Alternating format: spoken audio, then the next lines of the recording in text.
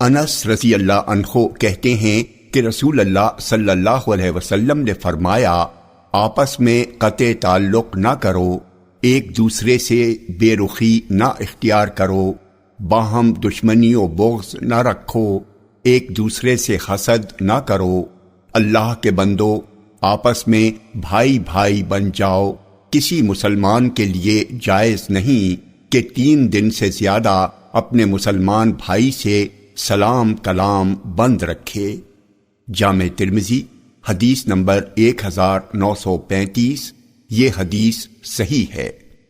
عبداللہ بن عمر رضی اللہ عنہما کہتے ہیں کہ رسول اللہ صلی اللہ علیہ وسلم نے فرمایا، صرف 2 آدمیوں پر رشک کرنا چاہیے، ایک اس آدمی پر جس کو اللہ تعالیٰ نے مال دیا اور وہ اس میں سے رات دن اللہ کی راہ میں خرچ کرتا ہے، دوسرا اس آدمی پر جس کو اللہ تعالیٰ نے علم قرآن دیا اور وہ رات دن اس کا حق ادا کرتا ہے۔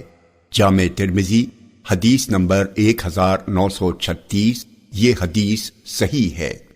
جابر رضی اللہ عنہ کہتے ہیں کہ نبی اکرم صلی اللہ علیہ وسلم نے فرمایا، شیطان اس بات سے مایوس ہو چکا ہے کہ نمازی اس کی عبادت کریں گے، لیکن وہ ان کے درمیان جھگڑا کرانے کی کوشش میں رہتا ہے۔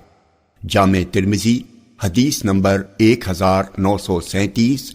یہ حدیث صحیح ہے۔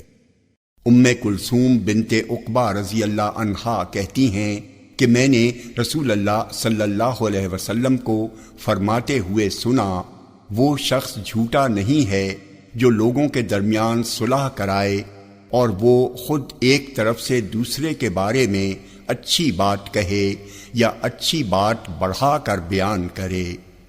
جامع ترمذی حدیث نمبر 1938۔ یہ حدیث صحیح ہے۔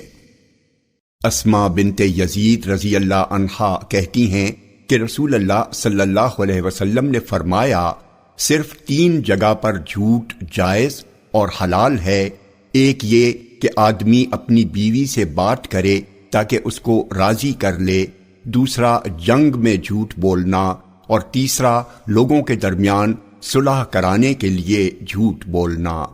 جامع ترمذی حدیث نمبر 1939۔